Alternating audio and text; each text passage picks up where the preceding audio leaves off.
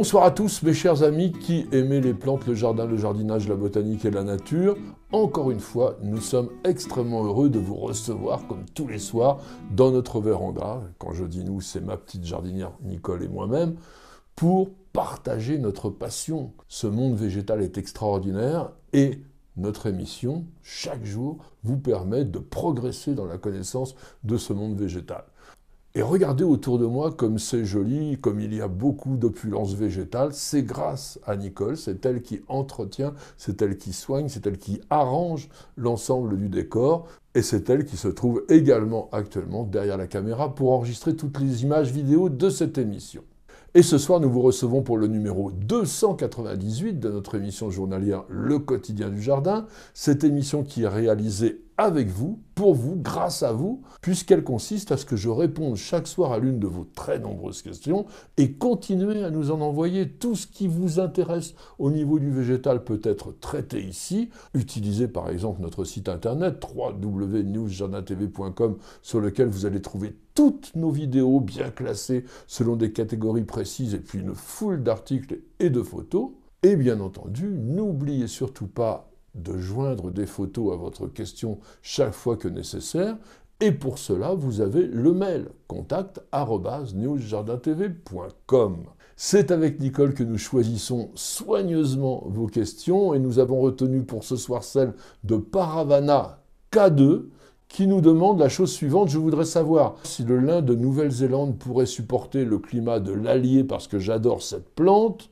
Merci de lui consacrer une vidéo. Eh bien, c'est ce que nous allons faire, mais disons tout de suite à Paravana que le lin de Nouvelle-Zélande est une plante assez frileuse. Il va tolérer quoi? -7, -10 degrés, et ceci dans un sol sec et pendant une courte période. Donc, hormis les régions du littoral, on va être obligé de faire des protections hivernales sur les lins de Nouvelle-Zélande et notamment de pailler très soigneusement le pied pour le protéger en hiver.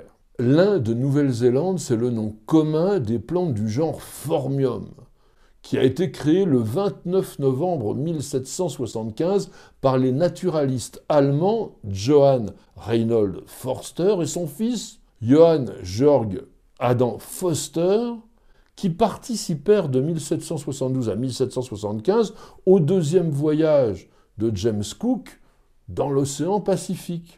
Et c'est en compagnie d'un Suédois, Anders Eriksson Sparman, qui était d'ailleurs un élève de Carl von Linné, que nos botanistes ont découvert la plante à la fois dans le détroit de la Reine Charlotte, sur l'île Norfolk et l'île du Nord de Nouvelle-Zélande. Le nom Phormium vient du grec ancien signifiant panier. C'est une allusion à l'un des très nombreux usages que faisaient les Maoris de cette plante, parce qu'ils en tissaient les fibres, ils en faisaient des vêtements, mais aussi des cordages, des voiles et, comme on dit, des paniers.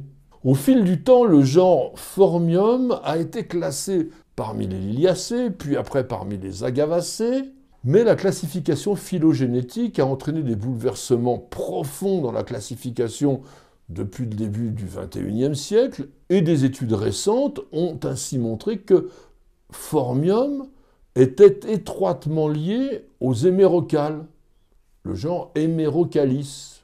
Ce qui fait que les Phormiums sont aujourd'hui classés dans les Asphodélacées, une famille qui a remplacé celle des Xanthoroeacées, compliquée, depuis 2016. Cette famille des Asphodélacées, qui compte une quinzaine de genres, environ 800 espèces, a été encore une fois créée par l'incontournable Antoine Laurent de Jussieu en 1789.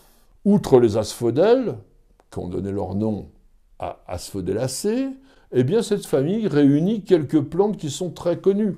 Par exemple les aloés, les aloès, les érémurus, qu'on appelle aussi les lys des steppes, très très très belles fleurs, deux autres plantes succulentes, les gasteria et les avorsia, les hémérocalles, Hemerocalis ou lys d'un jour, les Kniphofia, qu'on appelle aussi tison de Satan ou tritoma, et puis les Xanthorea ou Black Boy, que l'on a évoqués dans d'autres vidéos et qui vivent en Australie.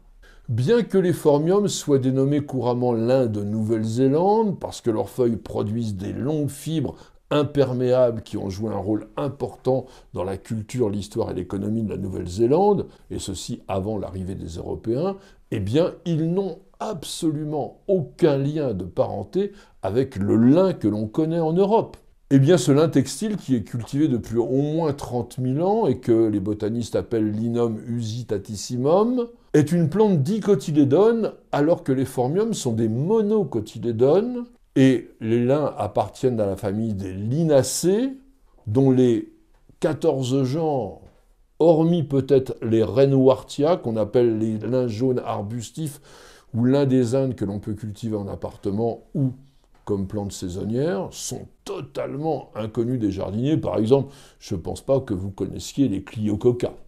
Les phormiums sont des plantes vivaces, costauds, qui développent une énorme touffe de feuilles très longues, persistantes, ensiformes, c'est-à-dire en forme d'épée, et dont la base est repliée en V, et ces feuilles peuvent atteindre 3 mètres.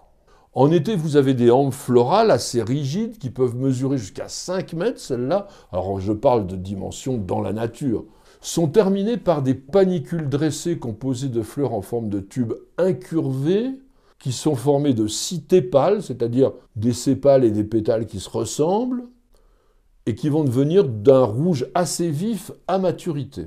Les fleurs des phormiums produisent une énorme quantité de nectar qui vont attirer tous les oiseaux nectarifères, et notamment le très joli méliphage tui, qui est une espèce totalement endémique de Nouvelle-Zélande, mais aussi, il y a bien sûr des insectes pollinisateurs. Les fructifications sont des capsules qui vont se développer bien sûr après la pollinisation et qui contiennent des centaines de graines qui vont être largement dispersées par le vent. C'est ce que l'on appelle de l'anémochorie.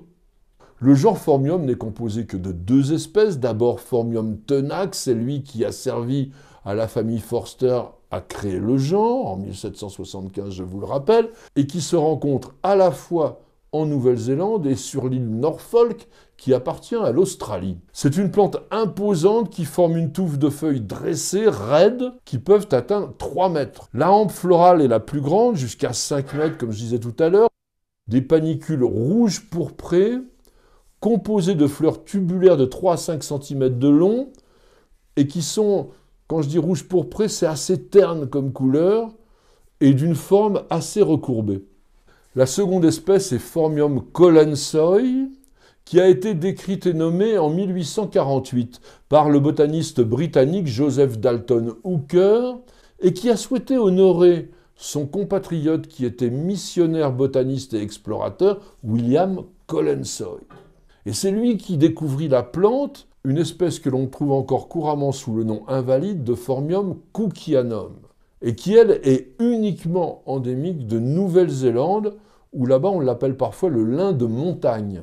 Phormium colensoi est plus petit que Phormium tenax. Il mesure en moyenne 1 mètre à 1,50 m, il peut atteindre 2 mètres, mais c'est vraiment le maximum. Il a des feuilles arquées, lui, moins dressées, et une hampe florale beaucoup plus courte que celle de Phormium tenax, environ 1 à 2 mètres de haut. Les tépales internes sont vert jaunâtre et les tépales externes sont jaune-orangé. Ça le distingue également. Et contrairement à Phormium tenax, les capsules de Phormium colensoi sont pendantes et peuvent être 2 fois plus longues, mesurant jusqu'à 20 cm.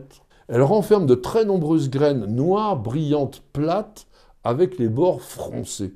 Les 2 espèces de Phormium se croisent facilement dans la nature et les horticulteurs ont profité de cette propriété pour créer de très nombreux cultivars. Et l'on en trouve pratiquement une centaine de différents. Sachez que les hybrides les plus colorés ont un caractère assez instable. Les mêmes cultivars peuvent changer de forme, de couleur, en fonction du sol et de l'exposition, mais également ils ont tendance à revenir au type, ce que l'on appelle, c'est-à-dire avoir des feuilles vertes unies ou bronze, parce qu'il y en a aussi de cette couleur dans la nature. Alors si vous voulez éviter ce phénomène, il faut couper les feuilles unicolores dès qu'elles apparaissent, pour favoriser celles qui sont panachées. Vous allez cultiver les phormiums à exposition chaude, ensoleillée mais non brûlante, dans un sol fertile et frais. N'hésitez surtout pas à les arroser en été, et qui soient bien drainés en hiver, parce que la plante résistera mieux ainsi à la gelée.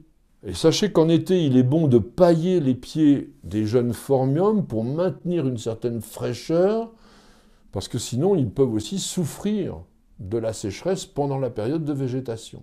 Et puis pour terminer, 2 anecdotes. Phormium tenax, c'est une plante côtière qui joue un rôle protecteur important dans la reproduction du manchot antipode.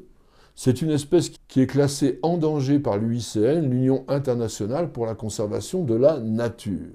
Et le manchot choisit cette végétation parce qu'il va trouver un endroit très protecteur au milieu de la touffe dense des phormiums pour créer son nid. Et cette végétation est très très abondante, il est vrai, sur les côtes de Nouvelle-Zélande. Et puis enfin, sachez que les feuilles des phormiums sécrètent des composés naturels organiques que l'on appelle des cucurbitacines. Et ces substances comptent parmi les plus amères qui soient. Elles ont des propriétés irritantes et peuvent aussi s'avérer toxiques par ingestion, notamment pour les herbivores et les rongeurs. En fait, ce sont des éléments de défense naturelle pour la plante, alors gardez-vous bien de mâchonner les feuilles des phormiums. De toute façon, ça serait une idée quand même bien saugrenue. Merci à tous et à chacun de nous avoir suivis. J'espère que cette évocation d'une plante qui est de plus en plus répandue dans nos jardins, elle est très à la mode parce qu'il est vrai que ça fait un côté assez exotique, c'est très spectaculaire, c'est vraiment décoratif, tout ça vous aura intéressé. Je vous rappelle quand même que c'est une plante frileuse, alors attention, nos hivers ne sont pas forcément d'une grande douceur, même s'il y a un réchauffement climatique. En tous les cas, je vous remercie énormément d'avoir posé la question et surtout continuez à nous en envoyer d'autres parce que grâce à elle et grâce à mes réponses, évidemment, de jour en jour, nous réalisons ensemble une véritable encyclopédie des plantes et du jardin en vidéo. Madame, monsieur, je vous souhaite de passer une excellente soirée et je vous donne rendez-vous dès demain pour de nouvelles aventures jardinières et bien sûr pour un nouveau numéro de notre émission journalière Le Quotidien du Jardin.